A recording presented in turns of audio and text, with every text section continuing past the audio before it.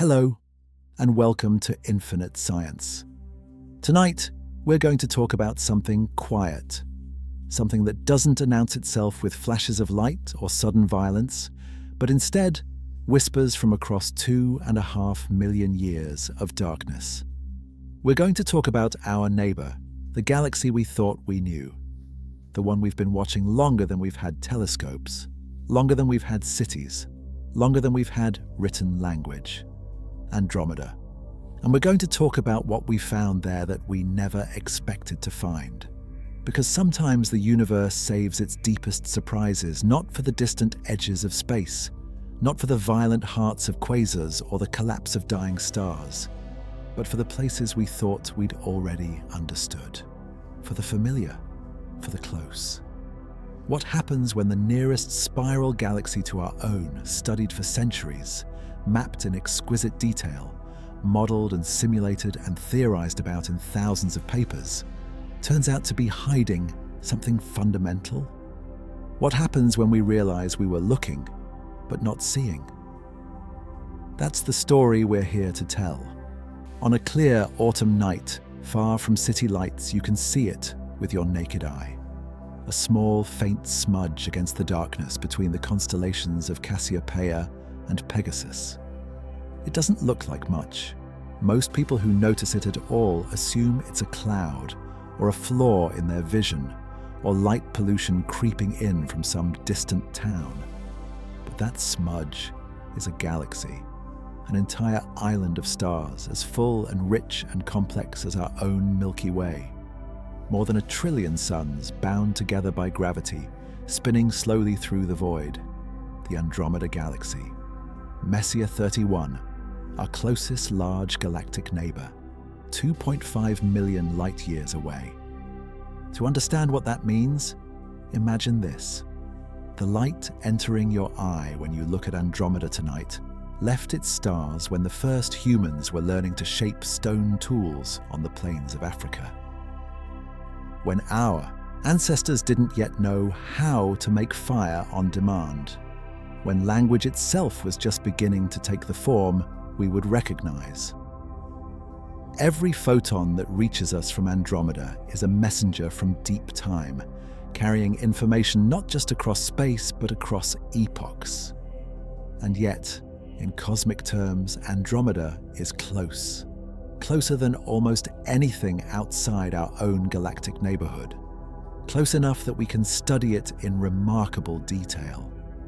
Close enough that astronomers have spent more than a century cataloging its structure, measuring its motion, counting its stars, tracing the elegant spiral arms that sweep through its disk like frozen waves on a luminous sea.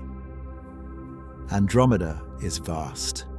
If you could see its full extent in the night sky, not just the bright core that's visible to the unaided eye, but the faint outer halo of stars and gas that surrounds it, the galaxy would appear 6 times wider than the full moon.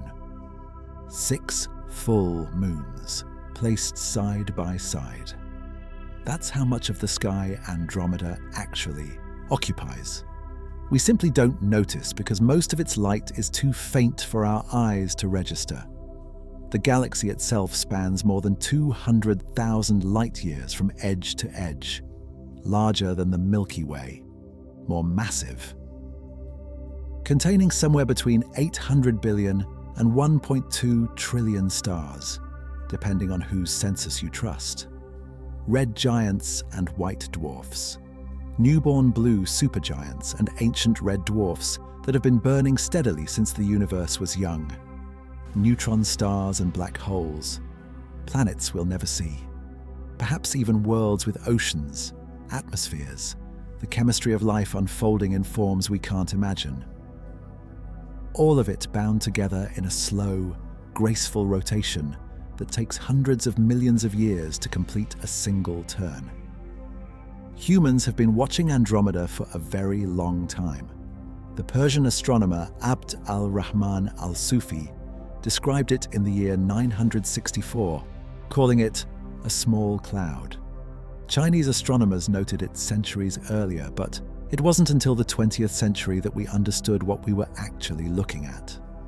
For most of history, Andromeda was assumed to be a nebula, a cloud of gas within our own galaxy. Interesting but not extraordinary.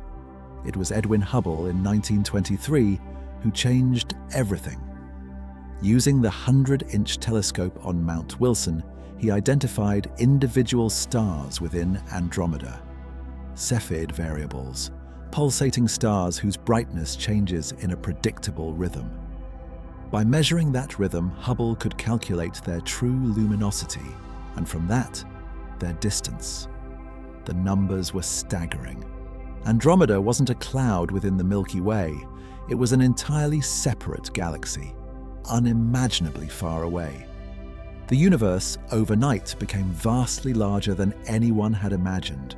Since then, Andromeda has been one of the most studied objects in the sky. Astronomers have mapped it in every wavelength we can observe. Radio waves and infrared, visible light and ultraviolet, X-rays. We've measured the velocities of its stars, the distribution of its gas, the concentration of dark matter in its halo. We've traced its spiral arms, identified star-forming regions, catalogued thousands of its globular clusters. We've watched supernovae explode in its disk and monitored black holes devouring matter in its core. We thought we understood it. We thought Andromeda was, in the grand scheme of cosmic mysteries, relatively well explained. A mature spiral galaxy, similar in many ways to our own, quietly aging, rotating, forming stars at a modest, steady rate. Nothing too surprising. And for decades that seemed to be true. The textbooks painted a clear picture. Andromeda formed roughly 10 billion years ago from the gravitational collapse of primordial gas clouds in the early universe. It grew through accretion, pulling in material from its surroundings, occasionally swallowing smaller galaxies that wandered too close. Its spiral structure developed as the disk settled into rotation, density waves propagating through the stars and gas, triggering star formation in organized patterns. By the present era, Andromeda had reached a state of maturity. Its most violent days were behind it. The era of major mergers and rapid growth had ended billions of years ago. What remained was a stately, well-ordered galaxy, evolving slowly, predictably, in ways our models could explain and reproduce. It was a satisfying picture, clean, elegant, supported by observations and confirmed by simulations. Andromeda was proof that we understood how galaxies work. It was a benchmark, a standard against which we could measure our theories of galaxy formation and evolution. But beneath that satisfying surface, anomalies were accumulating. Small discrepancies that didn't quite fit the model. Observations that required increasingly creative explanations to reconcile with the standard picture. And eventually, those anomalies would force us to completely revise our understanding of Andromeda's history. The story of that revision is a story about patience, about the accumulation of evidence over decades, about scientists willing to question consensus, and about the universe's capacity to surprise us, even in the places we know best. The models were elegant. Andromeda, according to our best theories, formed roughly 10 billion years ago, in the early universe when galaxies were still assembling from primordial clouds of hydrogen and helium.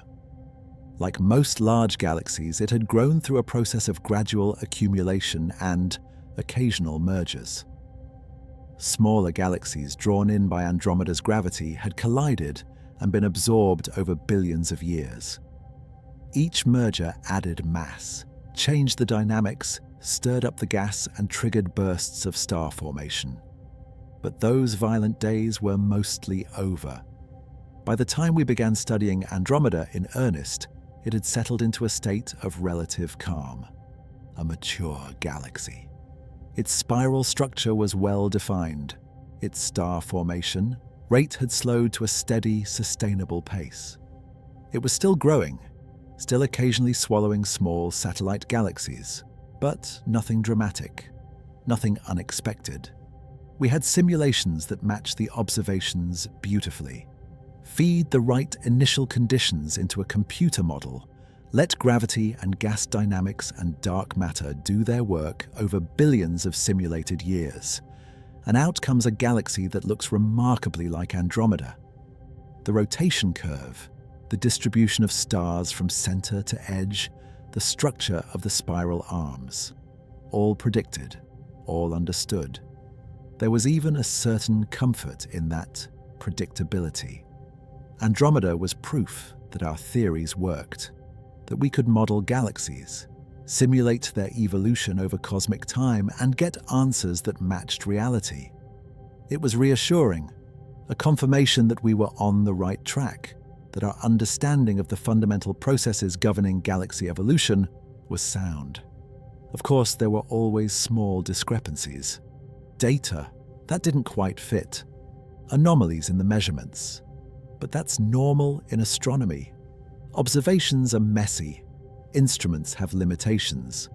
Background noise creeps in. Calibration isn't perfect. You learn to distinguish between genuine mysteries and mere technical challenges. Most of the time, the small inconsistencies resolve themselves with better data, better calibration, more careful analysis. Most of the time. But every so often, the inconsistencies don't go away. Every so often, they get worse. They multiply. They form patterns that suggest something real, something fundamental, rather than random noise or systematic error.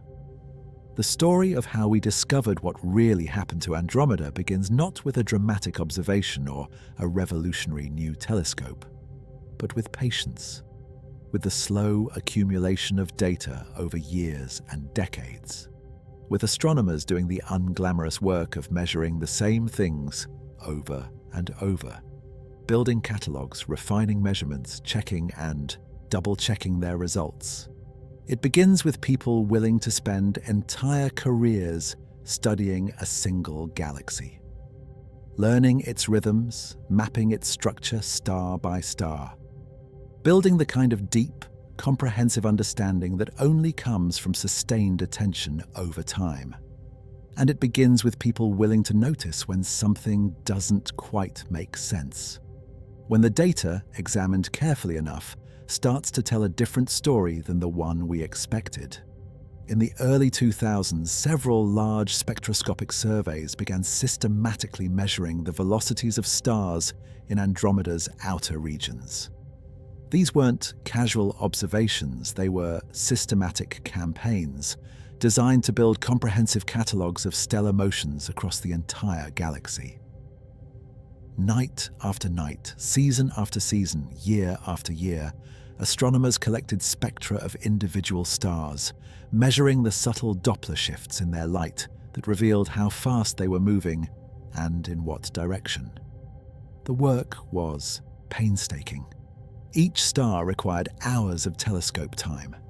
The light from individual stars in Andromeda is incredibly faint, competing with light pollution, atmospheric effects, and the glow of the night sky itself.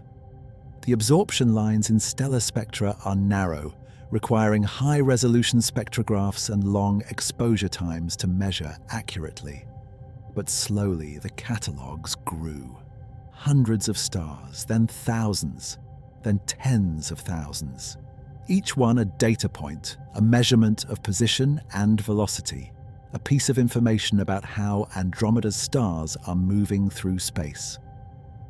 And patterns began to emerge, patterns that didn't match what the models predicted, patterns that suggested something was fundamentally wrong with our understanding of Andromeda's history. The first hints appeared in data that had been sitting in archives for years. Observations from spectroscopic surveys that measured the motion of stars in Andromeda's outer regions. Thousands of individual stars, each one analyzed for its velocity, its trajectory through space. Painstaking work. the kind of work that takes years to complete and even longer to fully analyze. The velocities were strange, not wildly wrong, not obviously broken, just slightly off from what the models predicted. A mismatch in the rotation curve at certain distances from the galactic center. Stars moving faster than they should according to the standard models of galactic rotation. Or slower, or in directions that didn't quite make sense given Andromeda's known structure and mass distribution. At first, the discrepancies were small enough to ignore, within the margin of error or close enough. Astronomers noted them, mentioned them in papers, but didn't treat them as particularly significant. After all, real observations never match theoretical predictions perfectly. There are always uncertainties, always complications, always factors that aren't accounted for in simplified models. But as more data came in, as surveys expanded and measured more stars in more regions of the galaxy, the pattern became harder to dismiss. The outer halo wasn't rotating the way it should. There were asymmetries, regions where the stellar velocities deviated systematically from the expected smooth distribution. Streams of stars moving coherently in unexpected directions.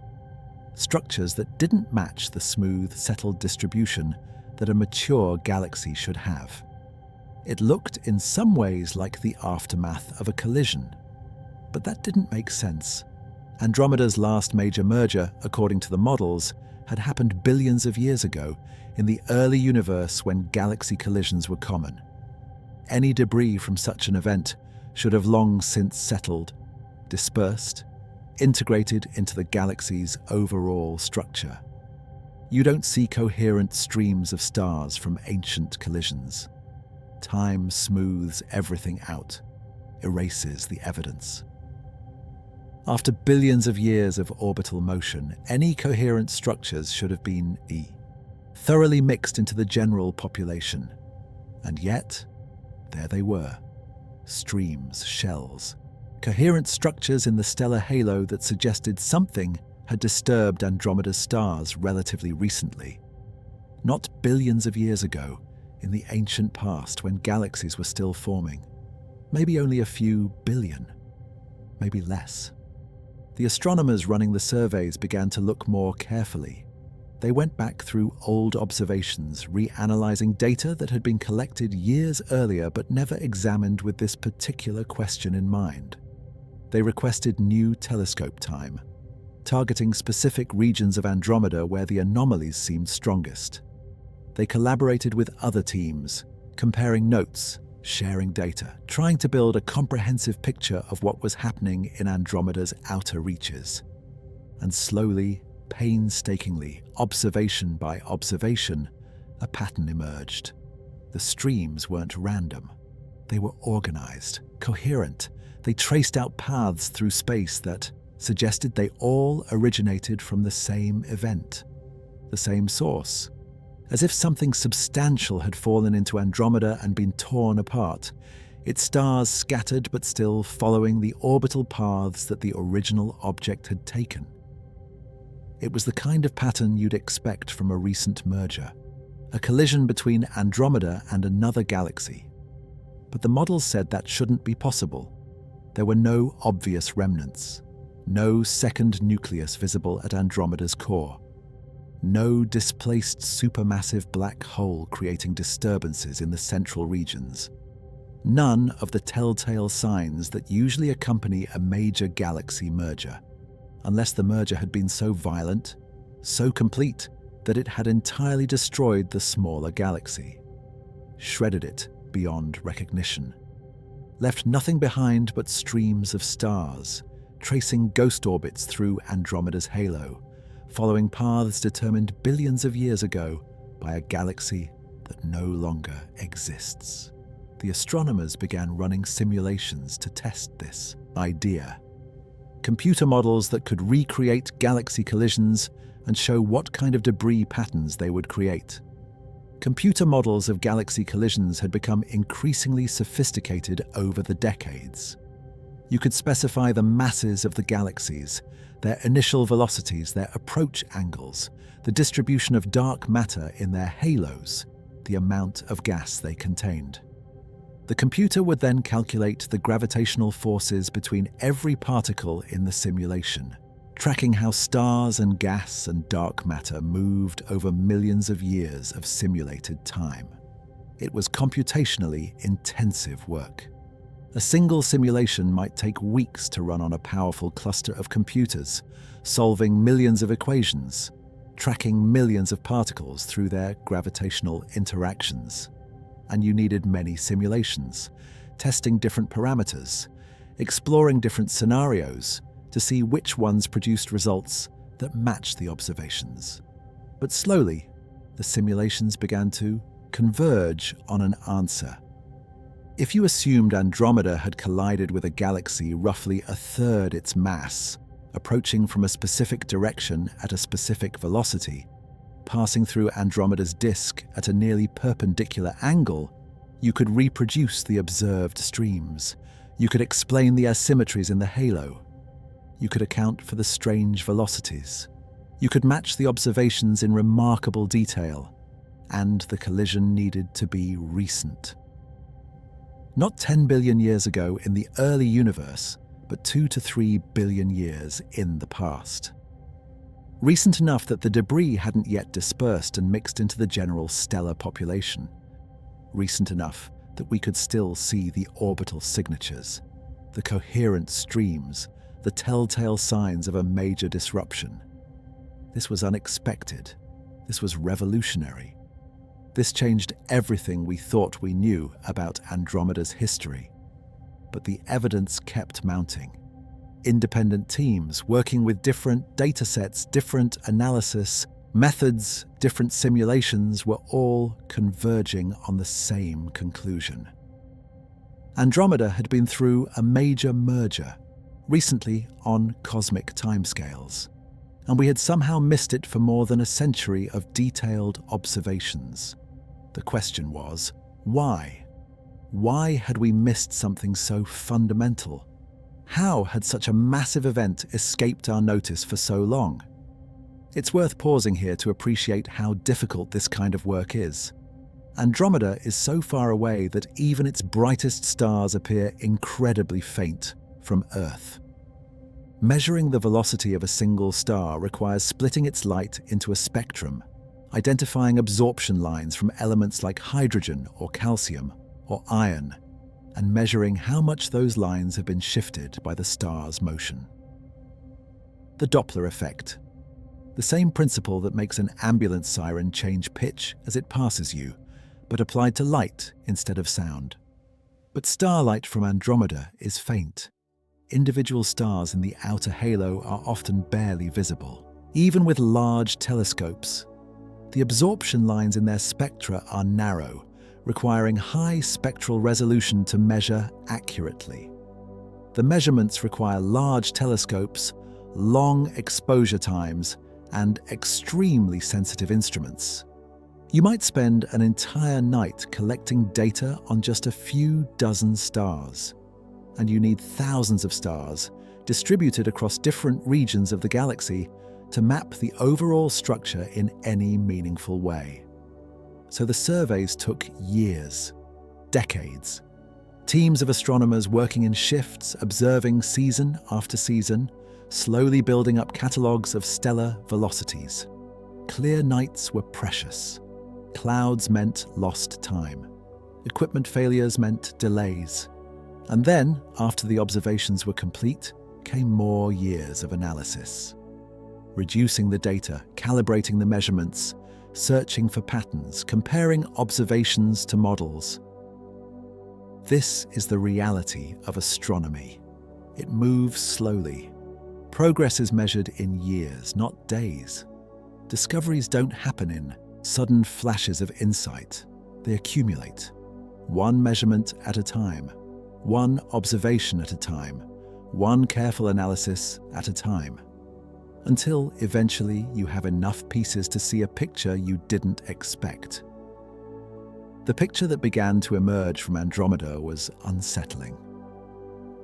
The stellar halo, the diffuse cloud of old stars that surrounds the bright disk of the galaxy like an enormous spherical envelope, was full of substructure. Streams and clumps and shells of stars, all moving in ways that suggested they hadn't been part of Andromeda for very long in cosmic terms. They were remnants. Debris from smaller galaxies that had fallen into Andromeda's gravity well and been torn apart, shredded by tidal forces, stretched into long arcs of stars that still orbited like ghosts around their destroyer. This wasn't entirely unexpected. We knew Andromeda had eaten smaller galaxies. All large galaxies do. It's how they grow. Cannibalism is the norm in the universe of galaxies. Small galaxies fall into the gravity wells of larger ones, get torn apart by tidal forces, and have their stars absorbed into the larger galaxy's structure. Over billions of years, this process builds up the massive galaxies we see today. But the streams suggested something more. They suggested that Andromeda had experienced a major collision much more recently than anyone thought, and not just with a small dwarf galaxy, the kind of minor merger that happens frequently, but with something substantial, something large enough to leave scars that were still visible billions of years later. Something that had fundamentally altered Andromeda's structure in ways we were only now beginning to recognize. The simulations confirmed it. You could reproduce the observed streams, the shells, the asymmetries in the halo, if you assumed Andromeda had collided with a galaxy roughly a third its own mass. Not a minor merger with a dwarf galaxy containing a few billion stars. A major event involving a galaxy with hundreds of billions of stars. Two massive galaxies drawn together by gravity over billions of years, finally meeting in a collision that reshaped them both. And it had happened recently. Not at the dawn of the universe, not 10 billion years ago when galaxy collisions were common and galaxies were still assembling, but somewhere between 2 and 4 billion years in the past. In cosmic terms, yesterday. This was not what anyone expected. It challenged fundamental assumptions about Andromeda's evolution. It meant the galaxy's current structure wasn't the result of slow, steady growth over billions of years, but of a relatively recent, violent event. It meant features we'd been observing and cataloguing for decades had a completely different explanation than we'd thought. The implications were staggering. If Andromeda had undergone such a massive merger so recently, it meant our entire understanding of the galaxy's history needed to be revised. It meant we needed to rethink how we interpreted observations, how we built our models, how we understood the processes that shape galaxies. But before the astronomical community would accept such a radical revision, the evidence needed to be overwhelming. The case needed to be ironclad. And so the work continued, gathering more data, running more simulations, testing alternative explanations, looking for any way the observations could be explained without invoking a major recent merger. And the more they looked, the stronger the evidence became. Let's think about what a galaxy collision actually means. What happens when two galaxies meet in the vastness of space? When we say two galaxies collide, we're not talking about stars smashing into each other like billiard balls. Space is vast. Even within a galaxy, stars are separated by enormous distances. The average distance between stars in the Milky Way is about 4 light-years. In Andromeda, it's similar. So when two galaxies pass through each other, the stars themselves almost never collide. They pass by like ships in an infinite ocean, their individual gravitational effects too small to deflect each other significantly. The probability of any two stars actually hitting each other during a galaxy merger is vanishingly small. Astronomers have calculated that you could merge galaxies 1,000 times and never see a single stellar collision. The distances are just too vast. Space, even within galaxies, is mostly empty. The stars are like grains of sand scattered across a continent. But galaxies are not just stars. They're also gas, vast clouds of hydrogen and helium, the raw material from which new stars form. And gas can collide. Unlike stars, which pass through each other's gravitational fields without touching, gas clouds interact directly. When two galaxies merge, their gas clouds slam into each other at speeds of hundreds of kilometers per second. The collision compresses the gas, heats it to millions of degrees, causes it to collapse under its own gravity. Star formation explodes. New stars are born by the billions, lighting up the merger site like cosmic fireworks. The collision triggers what astronomers call a starburst, a period of intense star formation that can create more new stars in a few 100 million years than the galaxy would normally form in several billion. This is one of the most spectacular phases of a galaxy merger. The collision-triggered starburst. Regions that were quiet suddenly blaze with the light of newborn stars. Blue supergiants, massive stars tens of times the mass of the Sun, flood the galaxy with ultraviolet radiation. The gas clouds glow with the fluorescent light of ionized hydrogen, creating vast nebulae visible across millions of light years. But starbursts don't last. The massive stars burn out quickly, exhausting their nuclear fuel and exploding as supernovae within a few million years. The gas reserves are depleted or blown away by stellar winds and supernova shocks. And eventually, the starburst fades, leaving behind a population of aging stars as the only evidence of the violent event that created them. And then there's gravity. Every star, every cloud of gas, every particle of dark matter in each galaxy exerts a gravitational pull on everything in the other galaxy. As the galaxies pass through each other, those gravitational forces create tides, enormous galaxy-spanning tides that stretch and distort the structure of both galaxies. Stars are pulled from their original orbits, flung into new trajectories. Some are accelerated, gaining energy from gravitational interactions and shooting out into intergalactic space. Others lose energy and fall toward the center of the merged system. Spiral arms are disrupted, twisted, sometimes torn away entirely and flung out as tidal tails, long streams of stars marking the paths the galaxies followed as they collided. The result is chaos. Beautiful, terrible chaos. A cosmic dance of gravity and matter playing out over hundreds of millions of years.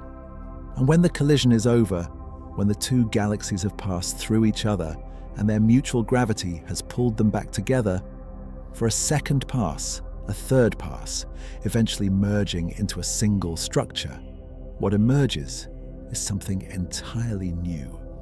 A galaxy transformed, reshaped by violence into a form that bears little resemblance to what came before.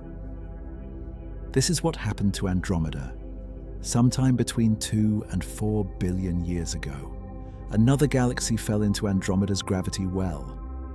We don't know where it came from. We don't know its name because it no longer exists as a separate entity. We can't even say for certain how massive it was, though the simulations suggest it was roughly a third of Andromeda's mass at the time. Hundreds of billions of stars. Vast reserves of gas capable of forming billions more. Its own supermassive black hole at the core, millions of times the mass of the Sun. For millions of years, the two galaxies orbited each other, spiraling closer and closer as gravitational interactions sapped their orbital energy. The physics is subtle but inexorable. Every time the galaxies passed near each other, gravitational tides transferred energy and angular momentum between them. Slowly, over millions of years, their orbits decayed, bringing them closer and closer together. And then, they collided.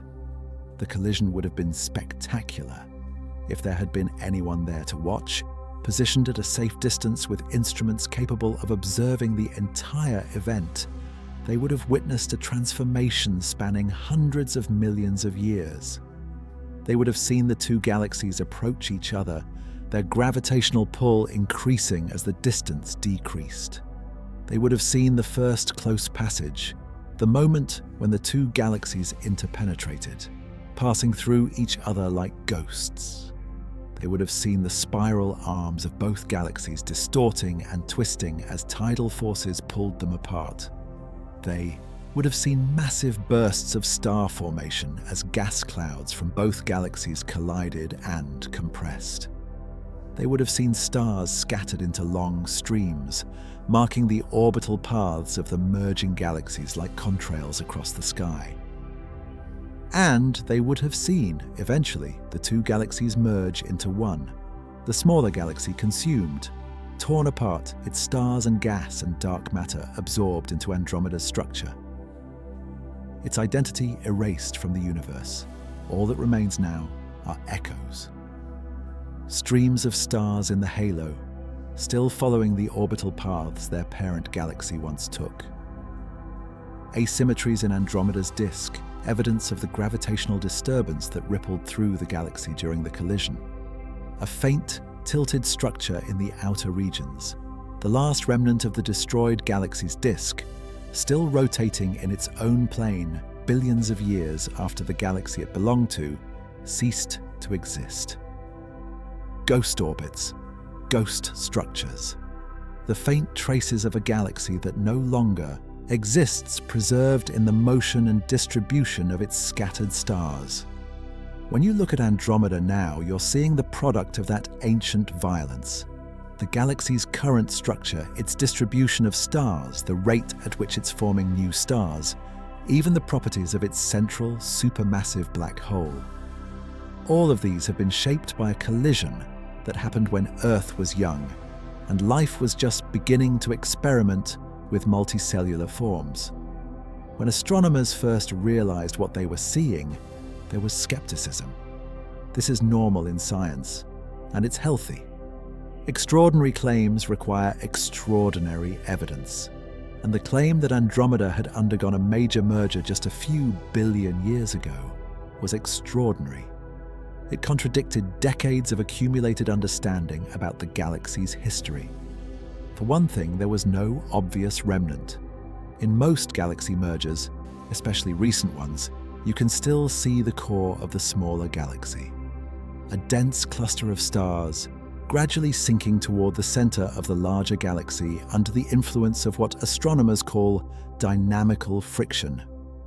It's a process somewhat analogous to friction in everyday life, where the gravitational interactions between the infalling core and the surrounding stars gradually sap the core's orbital energy, causing it to spiral inward.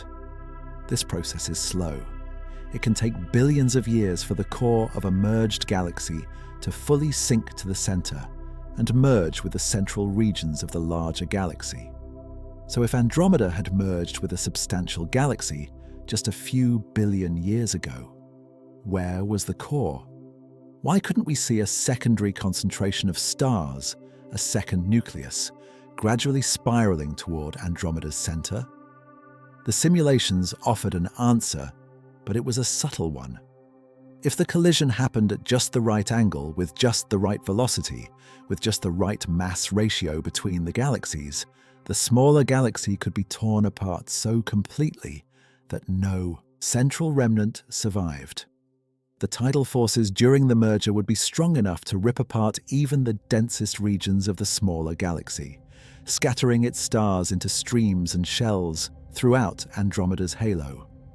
It's rare, but it's possible. The parameter space where this happens is narrow. Most collisions do leave behind a recognizable core, but under certain conditions the destruction can be complete.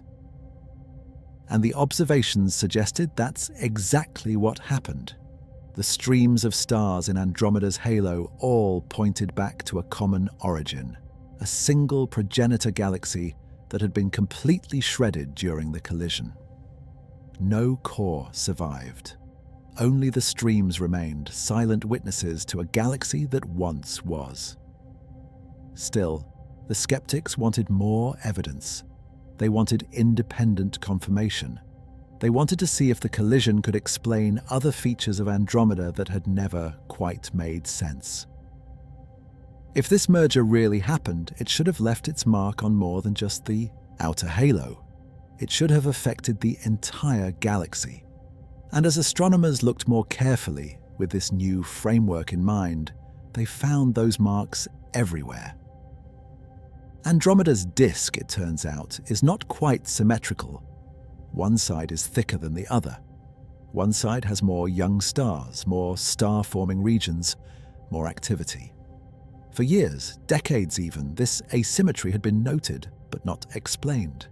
It was catalogued in papers, mentioned in conference presentations, but dismissed as one of those quirks. A small deviation from perfect symmetry that didn't seem important enough to worry about. After all, no galaxy is perfectly symmetrical. There are always small irregularities. But in the context of a major merger, the asymmetry made perfect sense. When the smaller galaxy collided with Andromeda, it didn't hit head-on. The collision was at an angle, the smaller galaxy approaching from one side and plunging through Andromeda's disk obliquely. That angled impact would have disturbed Andromeda's disk asymmetrically. One side would have been compressed more than the other as the smaller galaxy passed through.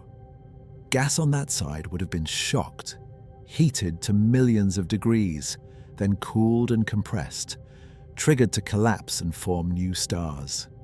Even billions of years later, you'd still see evidence of that disturbance. A thicker disk on one side, the result of stars being kicked into higher orbits, above and below the disk plane during the collision. More star formation on that side because more gas was compressed and triggered to form stars. More young stars because the collision happened relatively recently and those stars haven't had time to age and fade. The asymmetry wasn't a quirk, it was a scar, a permanent mark left by the collision, written into the structure of Andromeda's disk. And there were other scars, warps in the disk, ripples propagating outward from the collision site like waves on a pond. The kind of features you'd expect if the disk had been violently disturbed and was still settling back into equilibrium. You can see similar features in simulations of galaxy collisions. The disk gets bent, twisted, set wobbling by the gravitational impact. And those wobbles persist for billions of years, gradually damping out but still visible long after the collision itself. Andromeda's disk, despite its appearance of calm stability, is still ringing like a bell from an impact that happened billions of years ago. Still settling, still recovering. The rotation isn't perfectly smooth either.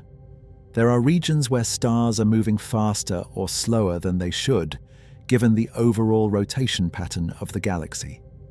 Deviations that suggest the disk was stirred, mixed, disrupted during the merger.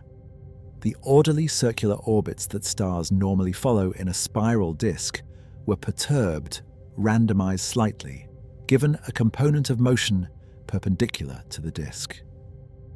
Even now, billions of years later, the disk hasn't fully settled back into perfect rotation.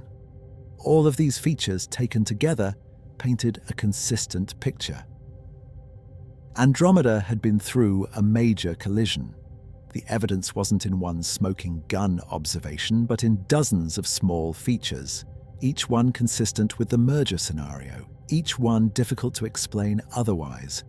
And the evidence was everywhere once you knew what to look for: in the halo, in the disk, in the rotation, in the distribution of young stars, in the asymmetries and warps and streams. A coherent story, told in dozens of different observations, all pointing to the same conclusion. But perhaps the most striking evidence came from the outer regions of the galaxy, from a structure so unexpected that when it was first discovered, astronomers didn't quite know what to make of it. In the outer reaches of Andromeda's disk, nearly 200,000 light-years from the galactic center, far beyond the bright spiral arms that dominate images of the galaxy. Astronomers found a structure that shouldn't exist. A vast, coherent plane of stars. Not a stream, not scattered debris, but a flat, rotating disk of stars, tilted at a steep angle relative to Andromeda's main disk. It was enormous, stretching across tens of thousands of light-years, containing millions of stars, perhaps tens of millions, all moving together, rotating in a coordinated way, like a single, coherent object. A disk within a disk. A ghost disk, out where Andromeda should have been quiet and empty, where the galaxy's structure should have faded into the diffuse halo. At first, there was skepticism about whether this structure was even real. Could it be a foreground or background structure? Something unrelated to Andromeda, just coincidentally aligned in our line of sight? It wouldn't be the first time that astronomers had been fooled by a chance alignment, seeing patterns in the sky that had no physical connection. But the astronomers checked.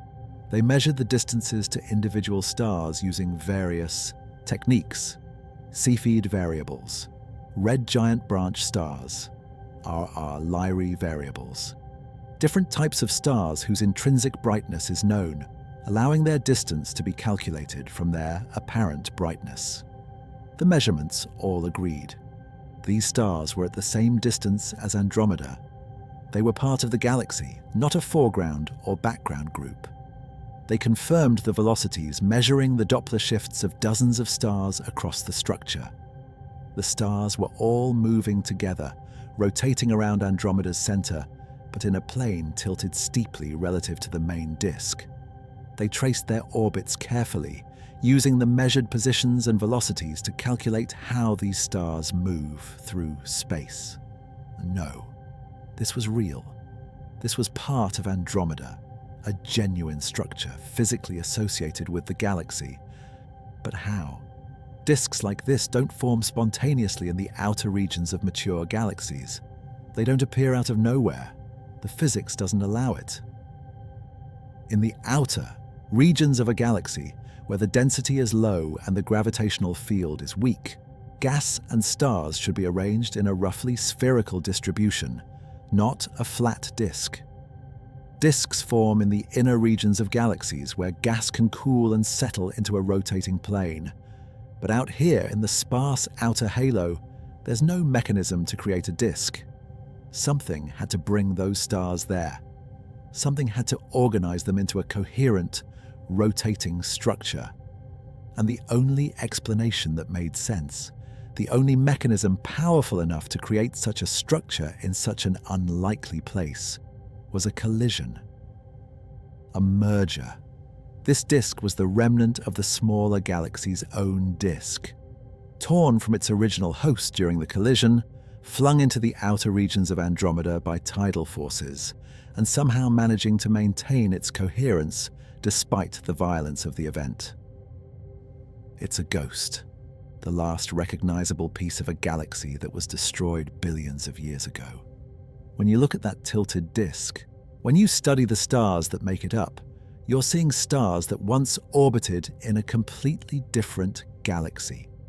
Stars that had their own spiral arms, their own giant molecular clouds, their own star-forming regions, their own structure and identity. Stars that belong to a galaxy with its own history, its own evolution, its own story. And now, they're part of Andromeda, but not quite. Still rotating in their own plane, still following orbits that were set billions of years ago in a galaxy that no longer exists. Still remembering in their motion what they once were part of. It's one of the most haunting structures in astronomy, a memorial to a lost galaxy, written in stars. The discovery of this tilted disk was a turning point in the investigation. It was concrete evidence, visible and measurable, that Andromeda had merged with another substantial galaxy. The streams in the halo could potentially be explained in other ways. You could imagine scenarios where they came from multiple, small dwarf galaxies, absorbed over billions of years, their debris coincidentally aligned to look like they came from a single source. The asymmetries in the disk could potentially have other causes, perhaps interactions with satellite galaxies or internal instabilities or some other mechanism we hadn't thought of yet. But the tilted outer disk was unambiguous. It was the remnant of another galaxy's disk, and there was no other reasonable explanation for its existence. You can't create a coherent rotating disk in the outer halo of a galaxy through any process other than a major merger. The evidence was undeniable. The scientific community began to accept what had seemed impossible just a few years earlier. Andromeda, our nearest galactic neighbor, the galaxy we'd been studying intensively for more than a century, had been hiding a major collision in plain sight. And once that realization took hold, once astronomers accepted that this merger had really happened, they began to look at everything they knew about Andromeda with fresh eyes. Features that had seemed unremarkable suddenly took on new significance. Data that had been difficult to explain suddenly made sense. Observations that had been puzzling for years suddenly fit into a coherent picture. The entire history of the galaxy needed to be rewritten, and the work of rewriting it, of understanding the collision in detail and figuring out its implications, had only just begun. Over the next several years, more observations poured in. Deep imaging surveys, some using the world's largest telescopes, others using networks of smaller telescopes working together, revealed additional streams threading through Andromeda's halo. Each new survey went deeper, detecting fainter stars, mapping larger regions of the sky around Andromeda. Some streams were thick and bright, clearly the remnants of substantial satellite galaxies that had been absorbed by Andromeda over the past few billion years. Others were faint and tenuous, barely visible even with long exposures, requiring careful image processing to separate from the background noise. Each one told a story of a galaxy, large or small, that had fallen into Andromeda and been destroyed. But the major streams, the prominent ones that dominated the halo structure, all pointed to the same event, the same collision. Astronomers could tell by analyzing their properties. The streams had the same age within the uncertainties of the measurements. Stars in different streams showed similar ages when their properties were analyzed, suggesting they all formed at roughly the same time in the same parent galaxy. They had the same orbital characteristics, following similar paths through Andromeda's halo, all consistent with originating from a single progenitor galaxy, falling in along a specific orbit. They even had similar chemical compositions. When astronomers measured the abundances of different elements in stars from different streams, they found patterns that suggested a common origin, the same enrichment history, the same ratio of heavy elements to hydrogen, the chemical fingerprint of a single galaxy. They were all pieces of the same shattered galaxy, scattered across Andromeda's halo, but still retaining enough of their original properties to be recognized as related. Astronomers began trying to reconstruct what that galaxy had looked like before the collision. It's a bit like archaeology, but instead of digging through layers of Earth to uncover ancient civilizations, you're tracing streams of stars back to their origin, rewinding time to see what existed before destruction. You measure the positions of stars in the streams, their velocities, their ages, their chemical compositions. You run those measurements backward in time using simulations, letting the stars retrace their paths through Andromeda's gravitational field, rewinding the collision, watching the streams come together. It's computationally challenging work.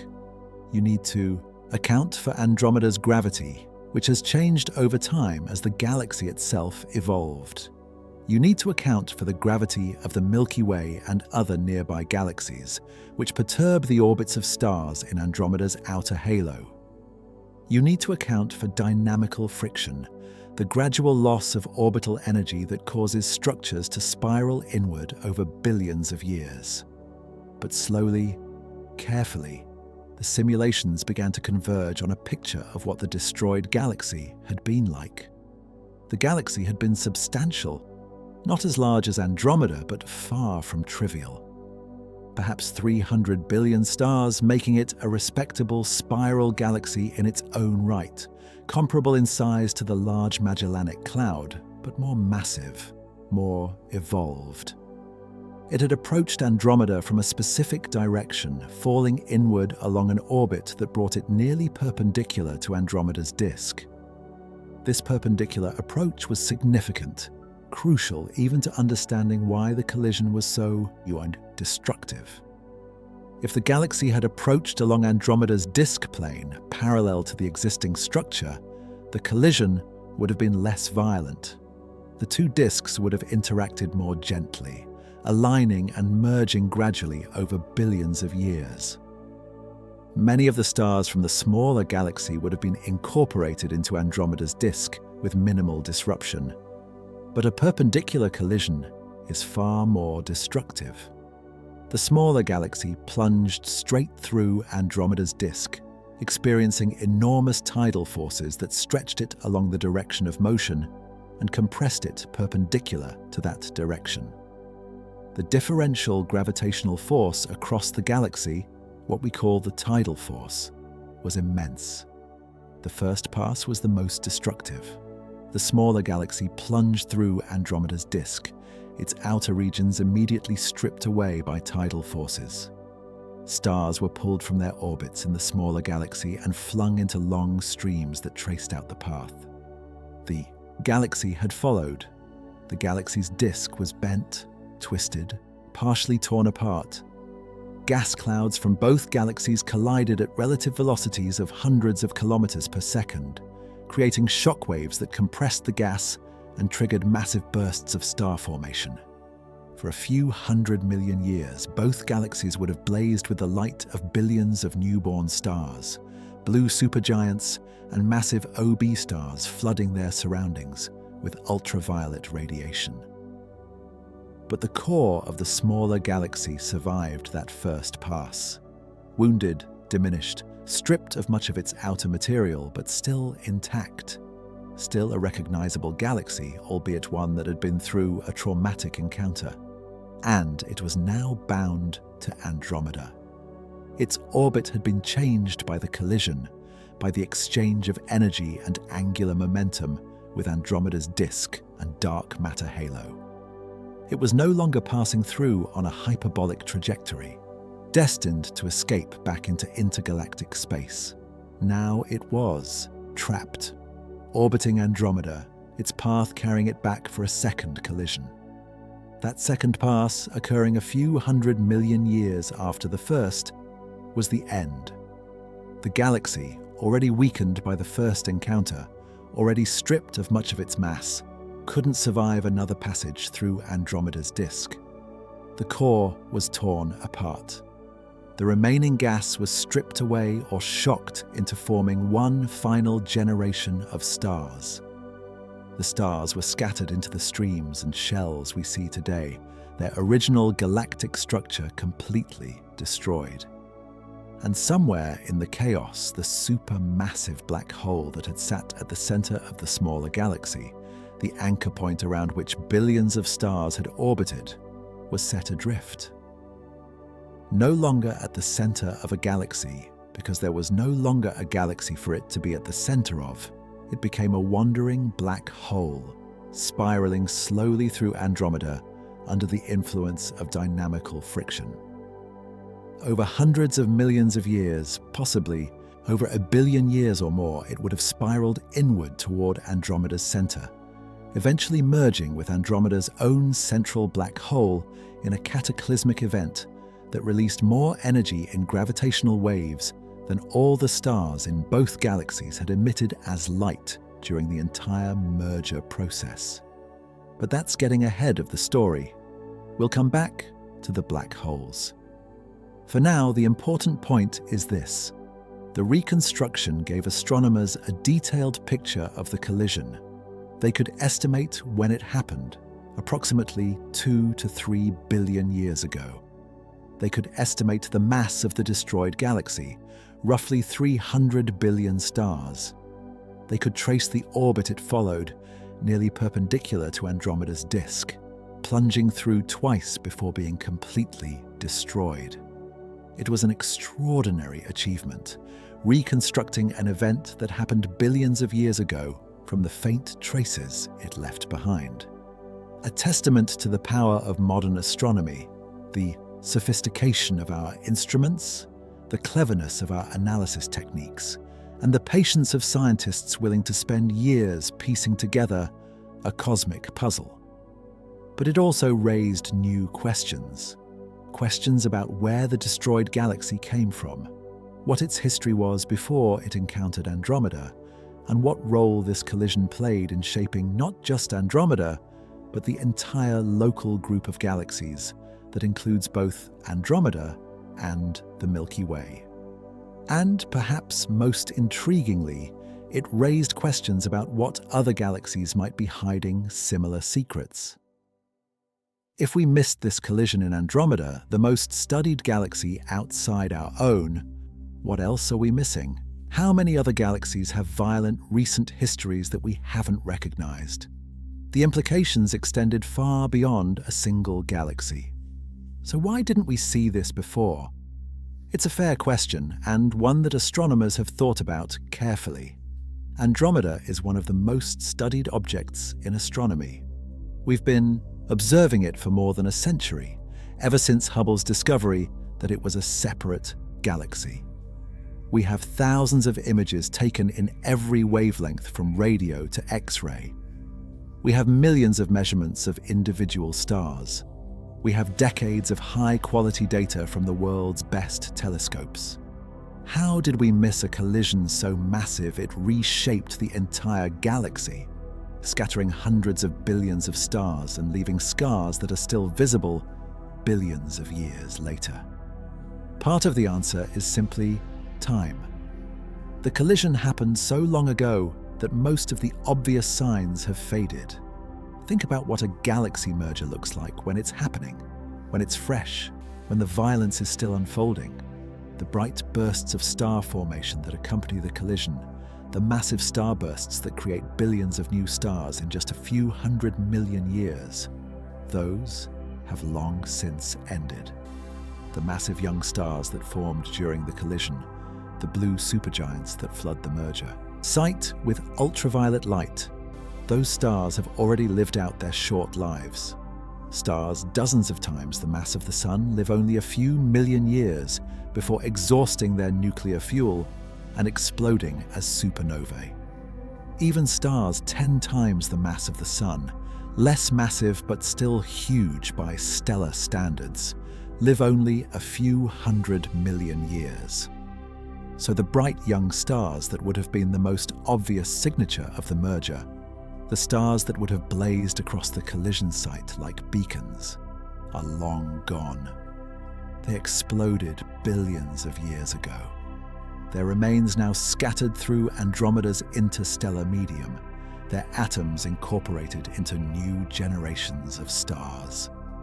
The gas clouds that were shocked and compressed during the collision have either formed new stars or dispersed into space. The hot gas that would have glowed brightly in X-rays during the collision has cooled and faded. The radio emission from accelerated particles in the shock waves has long since dissipated. What remains are subtle features that require very careful observation and analysis to detect. Streams of stars too faint to see without extremely deep observations that push our telescopes to their limits. Asymmetries in the disk, small enough that you need precise measurements across the entire galaxy to detect them, requiring years of systematic observation to map out. Warps and ripples in the disk that could easily be attributed to other causes, If you're not specifically looking for evidence of a merger, if you don't have the right model in mind to interpret what you're seeing. The tilted outer disk is visible, but it's so far from Andromeda's center, so far out in the faint outer regions of the galaxy, that early observations simply didn't extend that far. The first systematic surveys of Andromeda focused on the bright inner regions, the spiral arms and the central bulge. The outer halo was mostly ignored, considered uninteresting, a sparse scattering of old stars that didn't seem important for understanding the galaxy's structure. It wasn't until the 2000s until astronomers began systematically mapping the outer regions of Andromeda, specifically looking for faint satellite galaxies and stellar streams, that anyone noticed this strange tilted structure in the data. And even then, it took years to understand what it was. Years of additional observations to confirm it was real. Years of simulations to figure out how it could have formed. Years of debate and discussion and gradual acceptance that this structure was telling us something fundamental about Andromeda's history. But part of the answer is also our expectations. What we expect to see shapes what we actually see more than we usually realize. The human brain is a pattern-matching machine, evolved to find meaningful patterns in noisy data. But that means we're very good at seeing patterns we expect to find, and not so good at noticing patterns we're not looking for. We expected Andromeda to be a mature, settled galaxy. We expected its last major merger to be ancient history, an event from the early universe when galaxy collisions were common and galaxies were still assembling from smaller pieces. By now, roughly 14 billion years after the Big Bang, we thought most large spiral galaxies had finished their violent youth and settled into calm middle age. We thought the era of major galaxy reshaping collisions was over. We thought galaxies like Andromeda were done growing through mergers, at least major ones. Sure, they still absorbed small satellite galaxies occasionally, but those were minor events that didn't fundamentally change the structure of the larger galaxy. So when we saw small anomalies in the data, when we noticed features that didn't quite fit our models, we didn't immediately think major collision. We thought measurement error or minor perturbation or interesting feature that probably has some explanation within the standard framework. We were looking at Andromeda through the lens of our expectations, and we saw what we expected to see. A quiet, mature spiral galaxy, similar to the Milky Way, rotating peacefully through space, forming stars at a modest rate. Nothing dramatic, nothing that challenged our understanding. The anomalies were there, the streams of stars in the halo, visible in deep images. The asymmetries in the disk, present in careful measurements of the stellar distribution. The tilted outer disk, detectable in surveys of the outer regions. All of it was there in the data, waiting to be recognized for what it was. But we couldn't see it because our framework, our model of what Andromeda should be like, told us it shouldn't be there. So we looked at the observations and fit them into our existing understanding. We explained the streams as debris from multiple small satellite galaxies.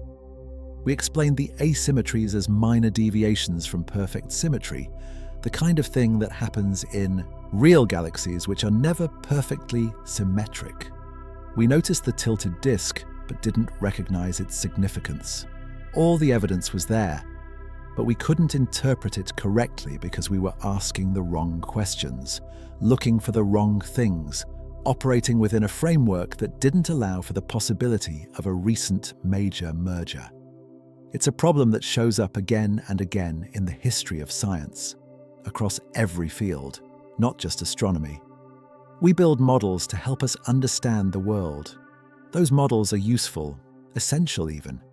They help us organize data, make predictions, design new observations. They're powerful tools for making sense of complex phenomena. But models can also become prisons. They can trap us in ways of thinking that make it hard to see alternatives. We become invested in a particular way of understanding the world, and that investment creates resistance to changing our minds, even when evidence suggests we should. The astronomers studying Andromeda had to overcome that resistance. They had to look at streams of stars and warps in the disk and a tilted outer structure and say, wait, what if our basic picture is wrong? What if Andromeda's history isn't what we thought it was? What if there's been a major collision that we've somehow missed? It required intellectual courage to ask those questions. It meant challenging decades of accumulated understanding, questioning the work of hundreds of scientists who had studied Andromeda before them. It meant being willing to say that maybe everyone had been wrong about something fundamental. But they asked the questions anyway. They followed the evidence. They ran the simulations. They gathered more data. They tested alternative explanations. They collaborated with colleagues, shared results, invited criticism and scrutiny. And slowly, the case became overwhelming. The evidence accumulated to the point where denying the merger became harder than accepting it. The anomalies fit together too well, explained too many different features, matched the simulations too closely to be dismissed. The scientific community, gradually and sometimes reluctantly, changed its mind. Andromeda had been through a major merger recently, and we had missed it for more than a century. It's a humbling realization, one that reminds us how much we don't know, how easy it is to miss even obvious things when we're not looking for them, how important it is to question our assumptions and be willing to revise our understanding. Sometimes the hardest thing in science isn't collecting data, or building instruments or doing calculations. The hardest thing is recognizing when your fundamental assumptions are wrong, when the framework you've been using to understand the world no longer fits the evidence. When you need to step back and ask not, how do I explain this anomaly within my current model? But what if the model itself is incomplete? The implications extend far beyond Andromeda itself. They touch on fundamental questions about how galaxies evolve, how common major mergers are in the recent universe, and what this means for our understanding of the Milky Way and our own cosmic future. If Andromeda experienced a major merger just 2 to 3 billion years ago, that changes how we think about galaxy evolution in general. We thought major mergers were primarily events of the early universe, occurring in the first few billion years, after the Big Bang when galaxies were still forming and collisions were common. We thought that by now, in the present era, roughly 14 billion years after the beginning, most large galaxies had settled into their final forms. Sure, galaxies are still growing, still occasionally swallowing small dwarf galaxies, still evolving. But we thought the era of dramatic transformations, of galaxy reshaping collisions between substantial galaxies, was mostly over. We thought we lived in a relatively calm epoch of cosmic history, where galaxies evolved slowly and predictably, rather than through violent mergers. Andromeda tells us that's not entirely true. Major mergers can happen late in cosmic history. Galaxies can be fundamentally reshaped even in the relatively recent past, just a couple billion years ago. The universe is still dynamic, still capable of violence, still producing collisions that transform galaxies in dramatic ways. This raises an obvious question. How common are these recent major mergers? Is Andromeda unusual, an exceptional case? Or is this something that happens to many galaxies? We don't know yet. The answer requires detailed studies of many galaxies, looking for the same kind of subtle evidence we found in Andromeda. Streams in halos, asymmetries in disks, warps and ripples, tilted structures, features that indicate recent major collisions. Some of that work is underway. Astronomers are surveying other nearby galaxies, looking for streams and substructure in their halos. And they're finding them.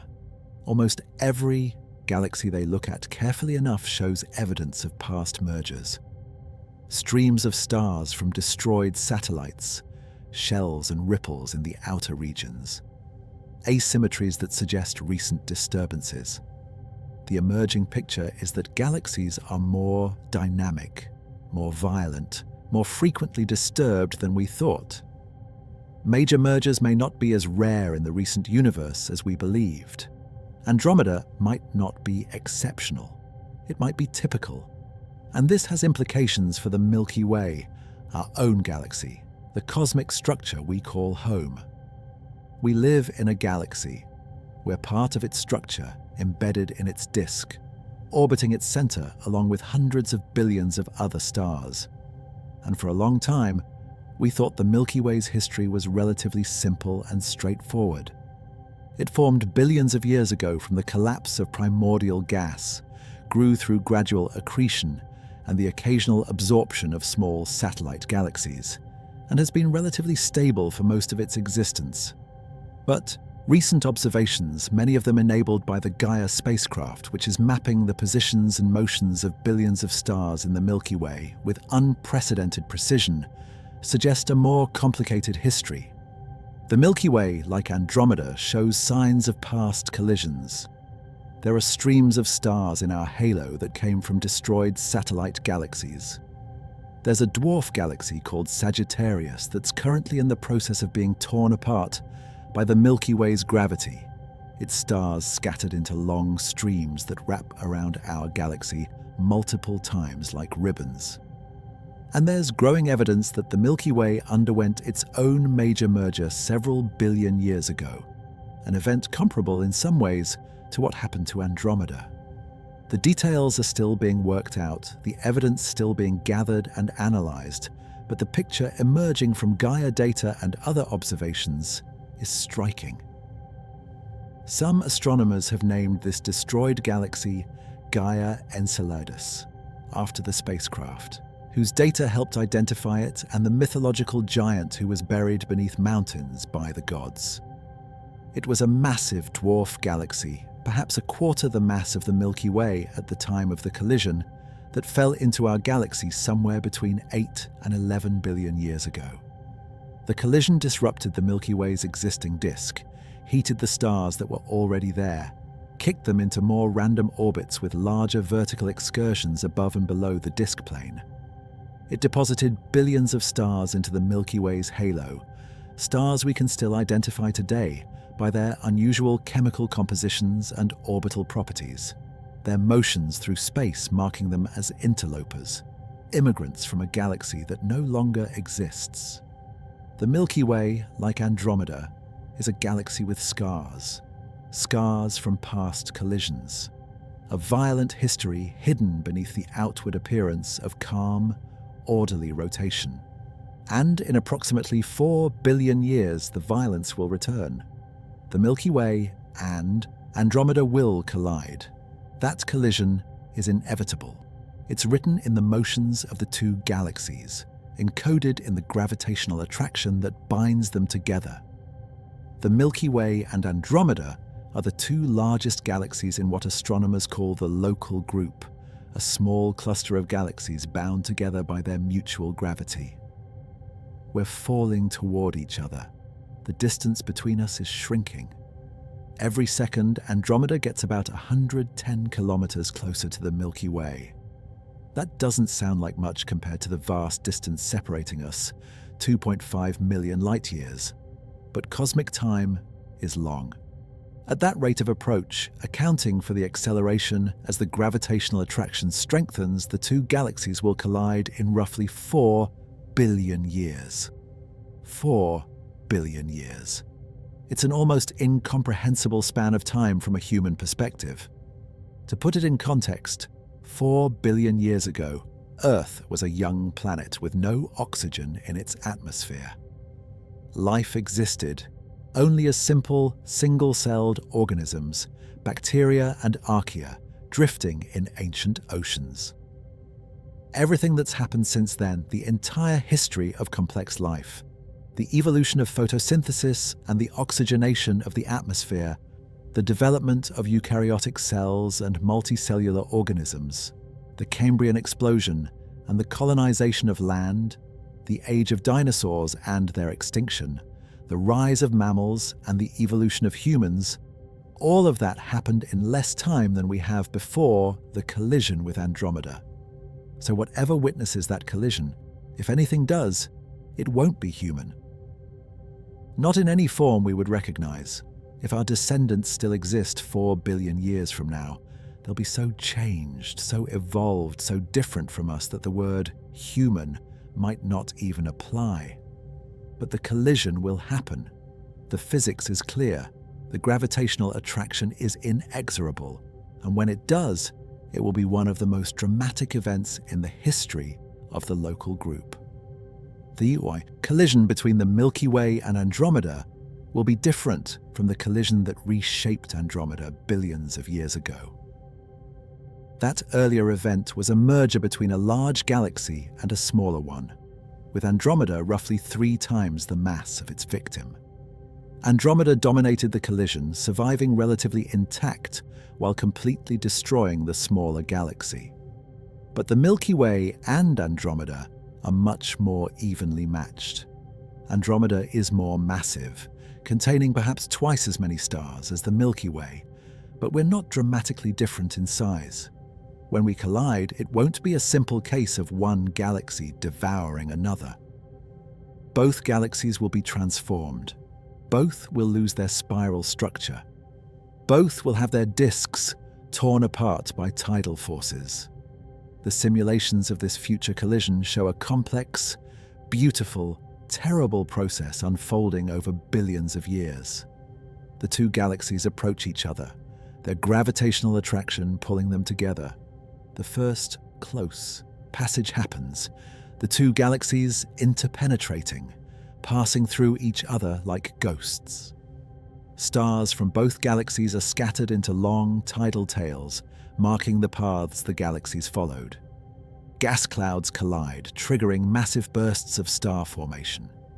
For a few 100 million years, the collision site blazes with the light of billions of newborn stars. The night sky, as seen from any surviving planets, would be spectacular beyond imagination, filled with glowing nebulae and brilliant young stars. Then the galaxies separate, pulled apart by their momentum, but still bound by gravity. They orbit around their common center of mass, spiraling back together for a second collision. And a third. Each passage further disrupts the galactic structures, scatters more stars, triggers more star formation. Eventually, after perhaps 1 billion years of this dance, the 2 galaxies merge completely. The spiral structures are gone, destroyed by the repeated collisions. What emerges is a massive, elliptical galaxy containing all the stars from both the Milky Way and Andromeda, roughly 1 trillion stars in total, arranged in a vast, roughly spherical structure. Some astronomers have nicknamed this future galaxy Milkomeda, a portmanteau of Milky Way and Andromeda, a new galaxy born from the death and merger of 2 old ones. And somewhere in that new galaxy will be our solar system, assuming it still exists. The sun will still be shining 4 billion years from now, though it will be noticeably brighter and hotter than it is today. The slow increase in solar luminosity as the sun ages will have made Earth uncomfortably warm, perhaps even uninhabitable.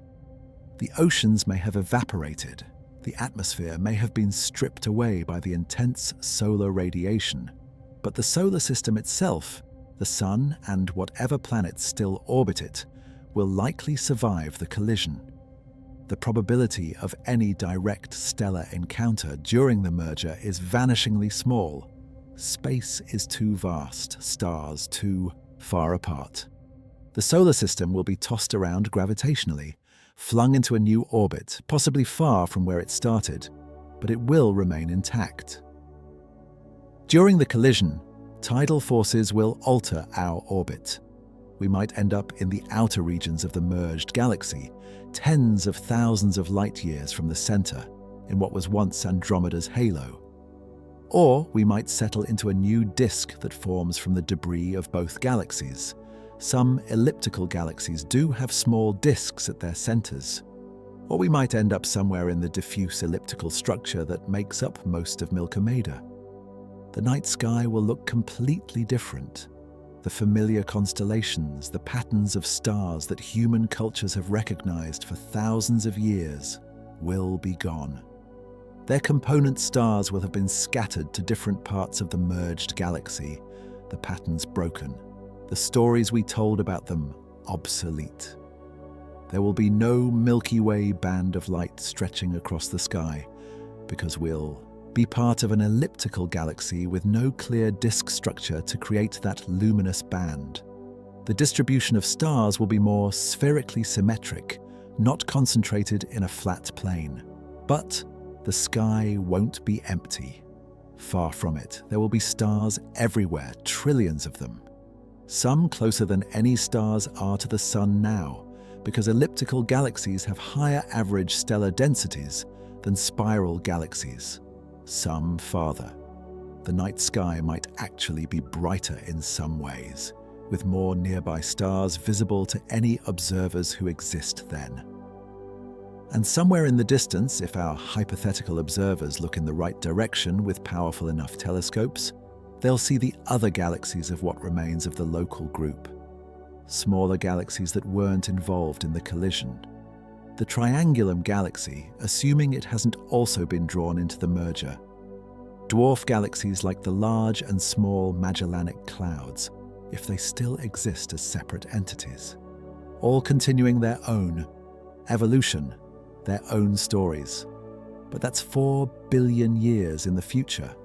4 billion years of evolution, change, transformation. 4 billion years during which anything could happen. Life could spread from Earth to other worlds, if it hasn't already.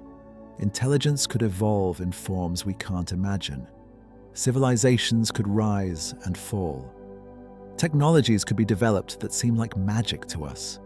Or life on Earth could go extinct long before the collision, ended by any number of possible catastrophes. Asteroid impact, supervolcanic eruption, climate change, the sun's increasing luminosity, or simply the gradual exhaustion of the chemical cycles that make complex life possible on a planet's surface. We don't know what the future holds. We can simulate the galaxy collision, but we can't predict whether there will be anyone around to witness it. That depends on factors we can't model, can't predict, can't control. What we can say is this: the collision will happen. The Milky Way and Andromeda will merge, and whatever emerges from that merger will be something new. Something neither galaxy could have become alone, something shaped by the violence of the collision, but also by the properties both galaxies brought to the merger. In a sense, it's a preview of what happened to Andromeda billions of years ago. A glimpse of the kind of event we discovered hidden in Andromeda's structure.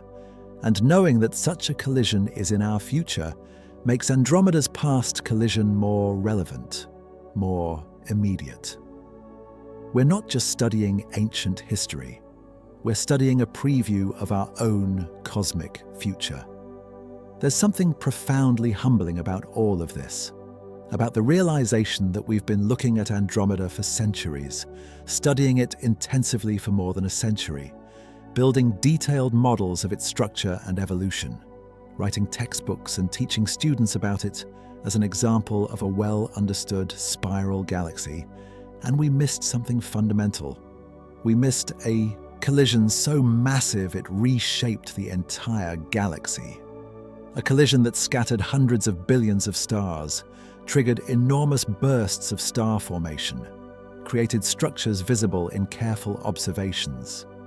A collision that's still influencing the galaxy's evolution billions of years later. Not because we weren't looking carefully. We were looking very carefully, with the best instruments available, using sophisticated analysis techniques, bringing together data from across the electromagnetic spectrum. Not because we lacked intelligence or dedication. The astronomers who studied Andromeda before the merger was discovered were and are brilliant people. Dedicated to understanding the universe, careful in their work, rigorous in their analysis. We missed it because we weren't asking the right questions, because our models told us it shouldn't have happened, because we trusted our theoretical frameworks more than we trusted the anomalies in the data, because we were looking for confirmation of what we believed rather than evidence that we might be wrong. All the evidence was there, in the streams of stars threading through the halo, visible in deep images, in the asymmetries in the disk, measurable in careful surveys, in the tilted outer disk, detectable in observations of the outer regions, in the warps and ripples, the deviations from smooth rotation, the excess of stars with particular ages. All of it was there waiting to be recognized for what it was, but we couldn't see it because our framework didn't allow for it. We looked at the observations and fit them into our existing understanding. We explained away the anomalies. We dismissed the features that didn't fit as minor quirks not worth worrying about. And in doing so, we missed one of the most significant events in Andromeda's history. This is the nature of scientific discovery. Real discovery. Not the incremental addition of new facts to an existing framework, but the realization that the framework itself needs to change. That what we thought we understood, we didn't. Not really. Not completely. And that's not a failure. That's not something to be ashamed of. That's science working exactly as it should. We build models to help us understand the world. Those models are useful, essential even. They help us organize data, make predictions, design new observations. They're powerful tools for making sense of the universe's enormous complexity. But models are provisional. Always. They're approximations, simplifications, ways of capturing the essential features of phenomena while ignoring details that seem unimportant. And sometimes, those details turn out to be important after all. Sometimes the model breaks down. Sometimes reality is more complex than we thought. And when that happens, when the evidence becomes overwhelming that our models are incomplete or wrong, we change them. We revise our understanding. We build new frameworks that account for the new observations. That's what happened with Andromeda. The old framework, the picture of a mature, settled galaxy with an ancient, violent history, couldn't account for the streams and asymmetries and tilted disk. A new framework was needed. A framework that included a major recent merger. And once astronomers made that shift, once they revised their understanding, everything made sense. The anomalies weren't anomalies anymore. They were exactly what you'd expect from a major collision. The observations that had been puzzling for years suddenly fit together into a coherent picture. The willingness to make that shift, to admit that the old framework was inadequate and needed to be replaced, is what makes scientific progress possible. It requires humility. The humility to admit when you're wrong. The humility to recognize that your understanding is incomplete. The humility to accept that reality is under no obligation to match your expectations. And it requires courage. The courage to challenge consensus. The courage to question decades of accumulated understanding. The courage to follow the evidence even when it leads somewhere uncomfortable. The astronomers who uncovered Andromeda's hidden history showed both humility and courage. They looked at data that didn't quite fit the standard picture, and instead of dismissing it, they took it seriously. They ran simulations. They gathered more observations. They tested alternatives. They built a case, carefully and methodically, until the evidence became overwhelming. And they changed our understanding of our nearest galactic neighbor. They revealed a hidden history of violence. They showed us that even the most familiar objects can surprise us. That even after a century of study, there are still fundamental discoveries to be made. It's a reminder of how much we don't know, how much remains to be discovered, how many surprises the universe still holds, even in the places we think we know best. So where does this leave us? What have we learned from this story of Andromeda's hidden collision?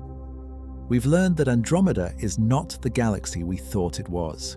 It's not a simple, mature spiral, quietly aging through space. It's a galaxy with scars, a galaxy shaped by violence. A galaxy that underwent a major transformation just a few billion years ago when another substantial galaxy fell into it and was destroyed.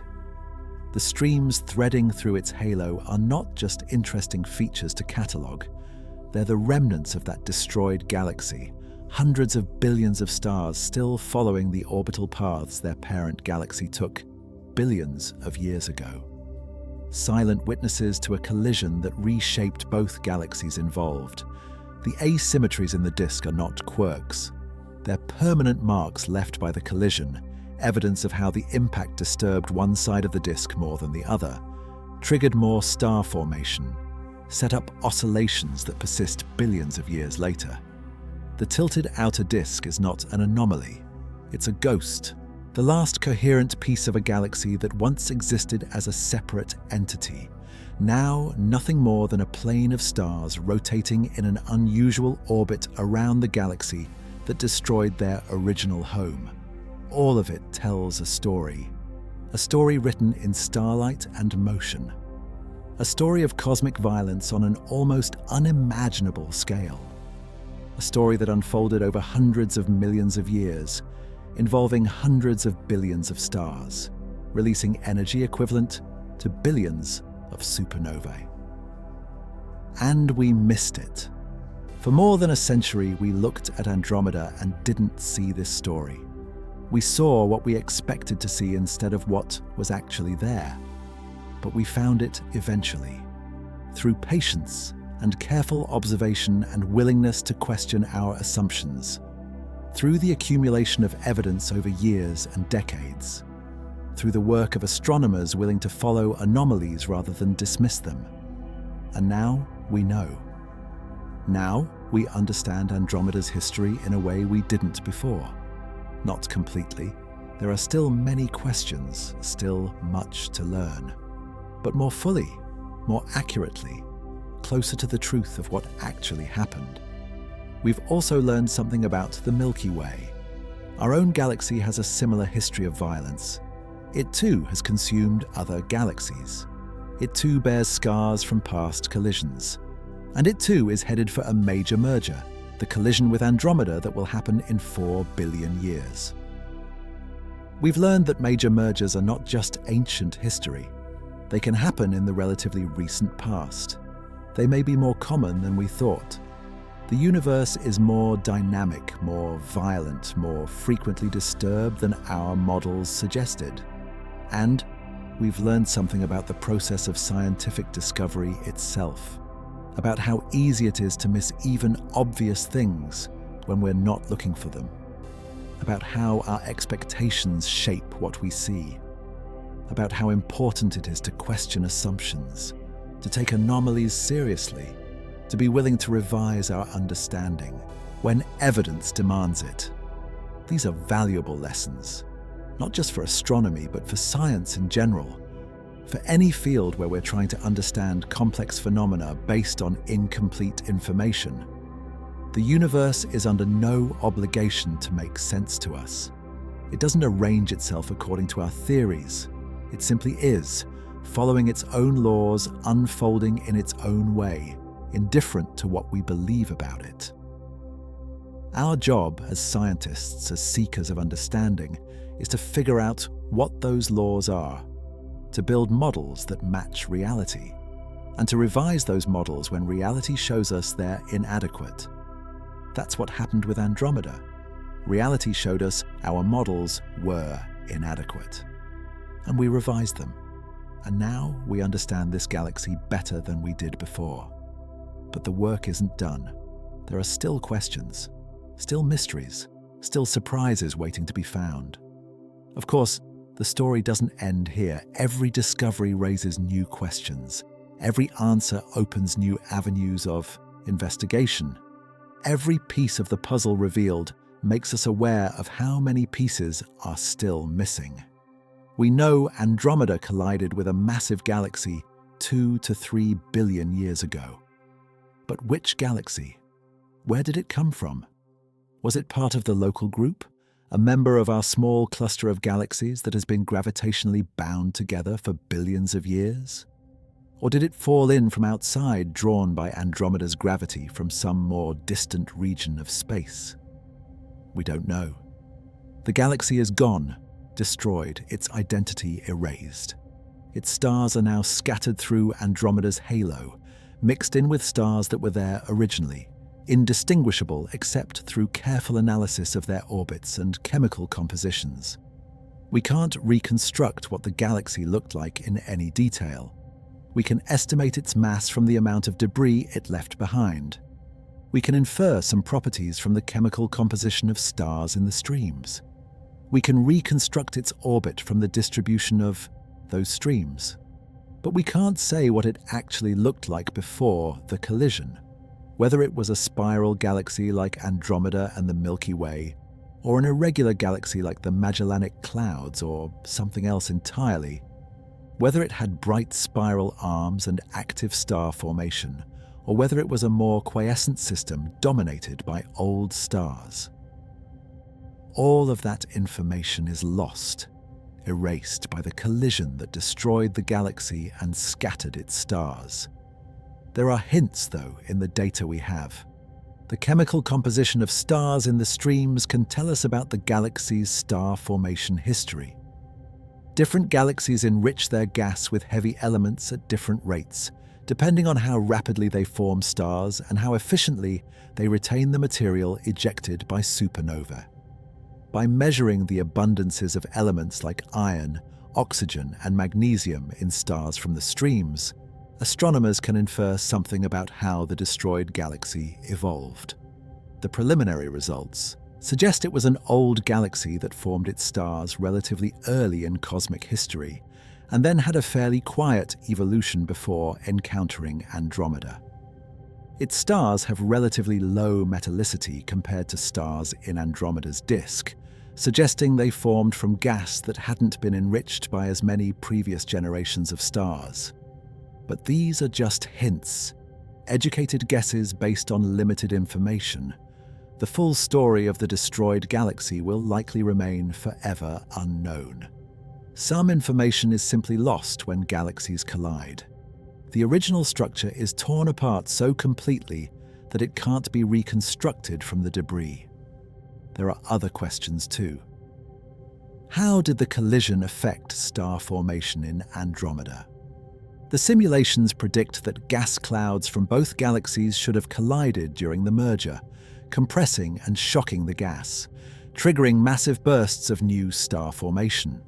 But finding direct evidence of that starburst billions of years after it happened is challenging. Stars formed 3 billion years ago aren't young anymore. They've aged, evolved. Many of them have already died. The most massive stars, the ones that would have been brightest during the starburst, lived only a few million years before exploding as supernovae. Even moderately massive stars, several times the mass of the Sun, have exhausted their nuclear fuel and evolved into red giants or white dwarfs by now. What remains are the lower mass stars, stars similar to or less massive than the Sun, which live for billions of years and are still on the main sequence, still burning hydrogen in their cores. These stars are much more numerous than massive stars, so they dominate the total stellar population. But they're also much fainter and harder to study individually, especially in a galaxy as distant as Andromeda. Distinguishing stars that formed during the merger from stars that formed earlier or later requires careful analysis of stellar populations across the galaxy. You, need to look at the ages of stars in different regions, searching for populations that all formed around the same time, the time of the merger. Some research suggests there was indeed a burst of star formation 2 to 3 billion years ago. Certain regions of Andromeda's disk show an excess of stars with ages matching the merger timeline. But the evidence isn't conclusive yet. More observations are needed, more detailed modeling of how stellar populations evolve over billions of years, more careful analysis to separate the effects of the merger from other processes that affect star formation. And what about dark matter? Both Andromeda and the galaxy it collided with would have had massive dark matter halos. We can't see dark matter directly. It doesn't emit light, doesn't absorb light, doesn't interact with electromagnetic radiation in any way we can detect.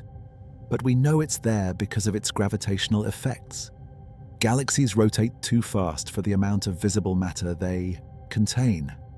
The stars in the outer regions are moving so quickly that they should fly off into intergalactic space if the only gravity holding them in orbit came from the stars and gas we can see. The fact that they don't fly off means there must be additional mass. Invisible mass, providing the extra gravity needed to hold the galaxy together. That invisible mass is dark matter. During a galaxy merger, the dark matter halos collide along with everything else. But dark matter behaves differently from normal matter. It doesn't experience friction, it doesn't heat up when it collides, it doesn't radiate away energy. Normal matter, gas and stars, can lose energy through various processes. Gas heats up when it's compressed, then radiates that heat away as light. Stars can exchange energy through gravitational interactions. This ability to lose energy allows normal matter to settle into organized structures like disks. But dark matter can't do any of that. It interacts only through gravity. So when dark matter halos collide, they pass through each other almost like ghosts. They mix, they exchange particles through gravitational interactions, but they don't shock and heat like gas does. This means the dark matter distribution after a merger might be very different from the distribution of normal matter. The dark matter might be more spread out, less concentrated, with substructure that persists long after the normal matter has settled. Did the Andromeda merger create unusual dark matter structures? Are there regions where dark matter is more concentrated or less concentrated than we'd expect? Are there streams or clumps of dark matter that correspond to the streams of stars we see? We don't know. Detecting dark matter substructure is extremely difficult. We can't see it. We can only infer its presence from gravitational effects, and those effects are subtle, hard to measure, easily confused with other phenomena. But in principle, the dark matter should retain information about the merger, information that normal matter has lost through dissipation and mixing. If we could map Andromeda's dark matter distribution in detail, it might tell us things about the collision that we can't learn any other way. About the angle of impact, about the mass ratio between the galaxies, about the detailed dynamics of how the merger unfolded. Mapping dark matter is one of the great challenges in modern astronomy. We're developing new techniques, using gravitational lensing and stellar kinematics and other indirect methods to infer where dark matter is and how it's distributed. But it's slow work, requiring enormous amounts of data and sophisticated analysis. Someday, perhaps, we'll be able to create detailed dark matter maps of Andromeda and other nearby galaxies. And when we do, we'll learn things about their merger histories that are currently hidden from us. Then there's the question of the black holes. Every large galaxy has a supermassive black hole at its center. Millions or tens of millions or even billions of times the mass of the Sun. These black holes sit at the gravitational centers of galaxies. anchoring the cores, influencing the dynamics of stars and gas in the central regions. Both Andromeda and the galaxy it collided with would have had supermassive black holes at their centers. When the galaxies merged, what happened to those black holes? The physics suggests they should have eventually merged too. As the two galaxies spiraled together, as their stars and gas mixed, the black holes would have been drawn toward each other by gravity. Initially, they'd be separated by thousands of light years, each one at the center of its own galaxy's core. But as dynamical friction sapped their orbital energy, they would have spiraled inward, getting closer and closer. Eventually, they'd reach a separation of just a few light years. At that point, gravitational interactions with individual stars become important. Stars passing near the binary black hole system can absorb energy and angular momentum from it, causing the black holes to spiral even closer together. And finally, when they're separated by just a fraction of a light year, gravitational wave emission takes over. The orbital motion of the two black holes creates ripples in space-time, gravitational waves that carry away energy. This loss of energy causes the orbit to decay, bringing the black holes spiraling together faster and faster. The final stages of the inspiral happen quickly. The black holes whip around each other at a significant fraction of the speed of light. Their orbital period measured in hours, then minutes, then seconds. The gravitational wave emission becomes intense, carrying away more energy than all the stars in the galaxy emit as light. And then they merge. In a fraction of a second, two black holes become one. A single, more massive black hole spinning rapidly from the angular momentum of the merger, settling down over thousands of years as it radiates away the distortions in its structure through gravitational waves. Did this happen in Andromeda? Almost certainly. The timescales work out. Dynamical friction should have brought the black holes together within 1 billion years or so of the galaxy merger. And once they got close enough, gravitational wave emission would have caused them to merge relatively quickly. But we have no direct evidence. The merger happened billions of years ago. The gravitational waves it produced have long since passed Earth, propagating outward through the universe at the speed of light, their amplitude diminishing with distance, eventually fading to undetectable levels. Even if we had gravitational wave detectors operating billions of years ago, even if we'd been looking in exactly the right direction at exactly the right time, the signal would have been extraordinarily faint by the time it reached us. Gravitational waves from supermassive black hole mergers at the distance of Andromeda are barely detectable even with the most sensitive instruments we can imagine building. Andromeda's central black hole today has a mass of roughly 140 million times the mass of the Sun. Is that the product of the merger? Did two smaller black holes combine to create it? Possibly. If the destroyed galaxy had a black hole of, say, 40 million solar masses, and Andromeda's original black hole was around 100 million solar masses, their merger could produce a black hole of the observed mass. But we can't be certain. Black hole masses are difficult to measure precisely, especially for galaxies as far away as Andromeda.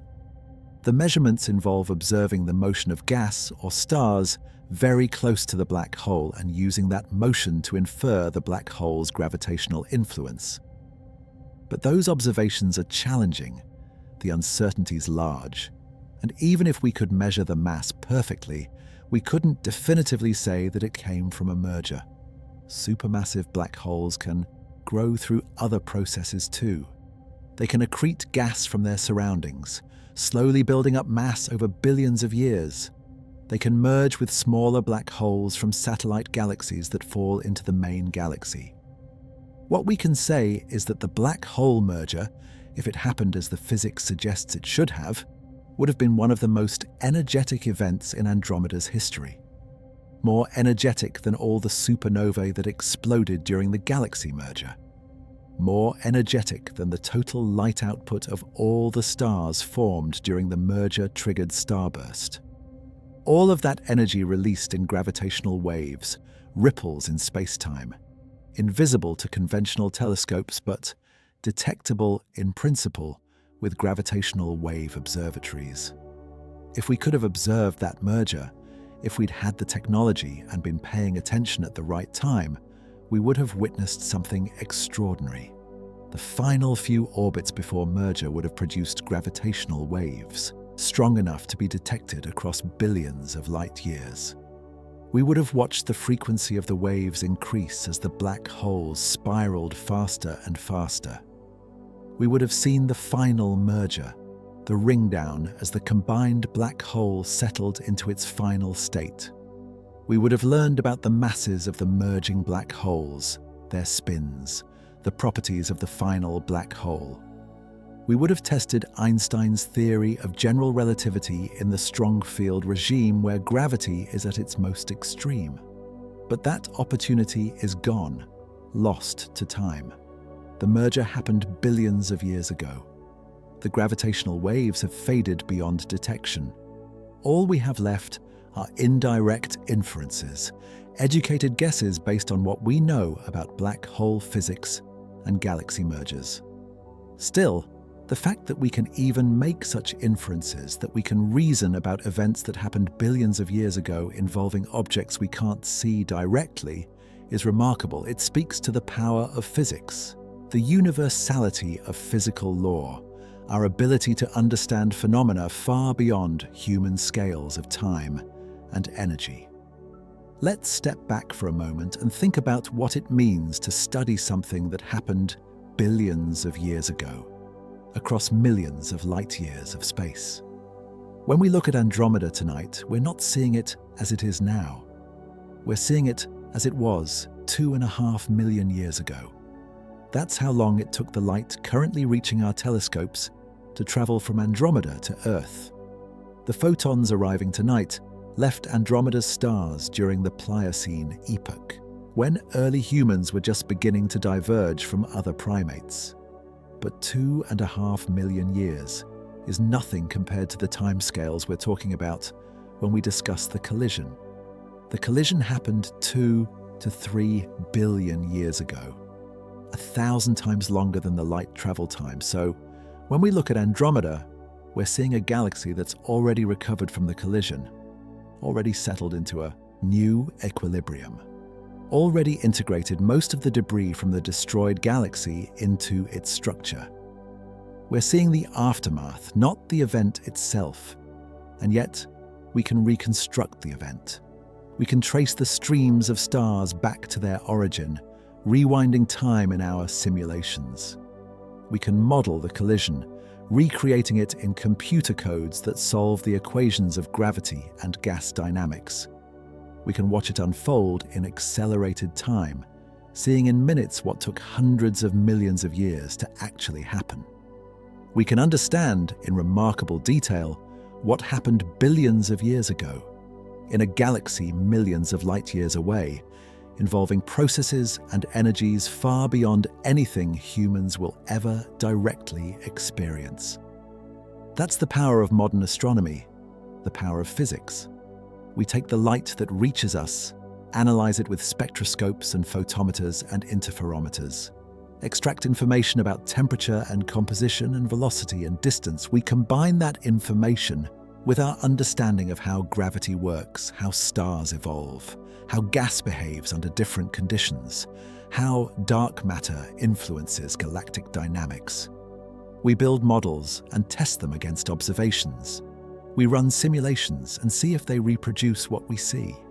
We make predictions and check whether they come true. And slowly, painstakingly, observation by observation, we reconstruct history. We figure out what happened in places we'll never visit, at times long before we existed, involving objects too distant to ever touch or directly interact with. It's not perfect. It's not complete.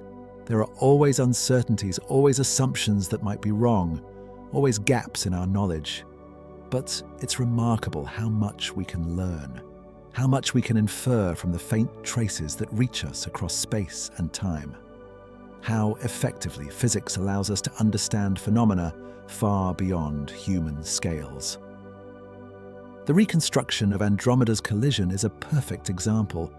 We're piecing together an event that happened 3 billion years ago, from streams of stars we can barely see and asymmetries in a disk we can barely resolve. We're using computer simulations to test hypotheses about what kind of collision could produce the structures we observe. We're measuring the chemical compositions of individual stars to learn about the galaxy they came from. It's cosmic archaeology, detective work on the grandest possible scale. And it works. Not perfectly, but well enough that we can tell the story with confidence. Well enough that we know Andromeda collided with another galaxy. Well enough that we can estimate when it happened and roughly what the collision was like. That's extraordinary. That's worth celebrating. Not just because it teaches us about Andromeda, but because it demonstrates the power of science to reveal truths about the universe that would otherwise remain forever hidden. There's one more aspect of this story worth reflecting on: the human dimension. The fact that this discovery was made by people. Scientists working over years and decades, collecting data, analyzing it, arguing about interpretations, gradually building consensus around a new understanding. Science is often portrayed as a purely logical enterprise. You gather data, you analyze it objectively, you draw conclusions based solely on the evidence. Clean, rational, free from human bias and emotion. But real science isn't like that. It's done by people with all the messiness that entails. People with biases and preconceptions. People invested in particular theories. People who sometimes see what they expect to see rather than what's actually there. The astronomers who spent decades studying Andromeda before the merger was discovered weren't stupid or careless. They were smart, dedicated, rigorous scientists doing careful work with the best instruments and methods available.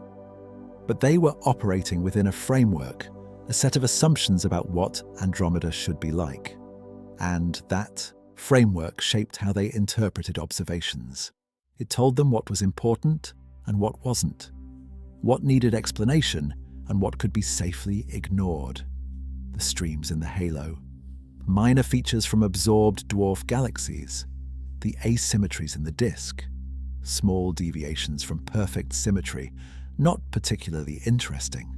The tilted outer disk, a curious structure worth noting but not obviously significant. All of these observations were explained within the existing framework, not perfectly, perhaps, not without some hand-waving and ad hoc assumptions, but well enough that they didn't trigger a crisis, didn't force a fundamental rethinking of Andromeda's history. It wasn't until enough anomalies accumulated, until enough people started questioning the standard picture, until the evidence became overwhelming, that the framework shifted. And that shift required human qualities beyond pure logic. It required intellectual courage to challenge consensus. It required persistence to keep investigating anomalies that others dismissed. It required openness to changing your mind when evidence demanded it. The scientists who discovered Andromeda's hidden collision showed all of these qualities. They questioned assumptions. They took anomalies seriously. They gathered more data when the existing data was ambiguous. They ran simulations to test alternatives. They collaborated with colleagues, shared data, invited scrutiny. And slowly, over years, they built a case strong enough to change minds, strong enough to overturn decades of accumulated understanding, strong enough to rewrite our understanding of Andromeda's history. That's how science actually works. Not through sudden eureka moments, but through patient accumulation of evidence. Not through pure logic, but through a combination of logic and intuition and skepticism and openness and persistence. It's a very human process, messy, uncertain at times, subject to all the biases and limitations that affect human thinking. But it works. Over time, with enough people checking each other's work, enough data to constrain interpretations, enough transparency to catch errors, the truth emerges. Not immediately, not easily, but eventually. The story of Andromeda's hidden collision is a story about astronomy, about galaxies and stars and gravity and collisions, but it's also a story about people, about how we come to understand things, about the process of discovery, about what it takes to overturn established ideas and build new understanding. And that human dimension makes it richer, more relatable. A reminder that science is not just a body of knowledge, but a process carried out by fallible humans doing their best to understand an often confusing universe. So let's end where we began. On a clear autumn night, looking up at a faint smudge of light between the constellations, Andromeda looks the same as it always has. Quiet, distant, unchanging to the casual observer. A small patch of fuzzy light that most people never notice and fewer still recognize as another galaxy. But now we know better. We know that galaxy is scarred, that it carries within it the debris of a collision so massive it reshaped hundreds of billions of stars, that its structure, its rotation, its distribution of stars, its current rate of star formation, all of these have been shaped by violence that happened when Earth was young, and life was just beginning to experiment with complex forms. We know that the light reaching our eyes tonight left Andromeda 2.5 million years ago, before humans existed, carrying information about a galaxy we're only now beginning to truly understand. We know that we were wrong about Andromeda for a very long time, that generations of astronomers studied it and built detailed models and wrote authoritative papers and taught students, all based on an incomplete understanding of its history. And we know that being wrong, recognizing it and revising our understanding is not a failure, but science at its best. The willingness to question assumptions, the humility to admit mistakes, the courage to challenge consensus, the patience to build new understanding piece by piece. The universe doesn't owe us easy answers. It doesn't arrange itself for our convenience. It simply exists, following laws we're still working to understand, on timescales that dwarf human history, in ways that constantly surprise us. And yet, we can study it. We can gather light from distant galaxies and extract meaning. We can measure the motion of individual stars across millions of light years. We can simulate cosmic events that happened billions of years ago. We can test our theories and discover when they're inadequate and build better ones. We can, in our small way, understand. Not perfectly, not completely, but enough to see that the universe is far stranger, far more dynamic, far more beautiful than we imagined. Andromeda taught us that. Our closest galactic neighbor, the familiar smudge in the autumn sky, showed us something we never expected. It taught us that even the familiar can surprise us, that even the most studied objects can hide fundamental truths, that even when we think we understand something, there's always more to learn. The streams of stars threading through its halo tell a story of destruction and transformation. The tilted disk rotating in the outer regions is a memorial to a galaxy that no longer exists. The warps in the main disk are echoes of an impact from billions of years ago. All of it was hidden, not because it was invisible, but because we weren't ready to see it. Because our framework didn't include it. Because we saw what we expected rather than what was there. But we found it eventually. And now, Andromeda looks different to us. Not physically, the photons haven't changed. but in our understanding, in our models, in the story we tell about what that light means.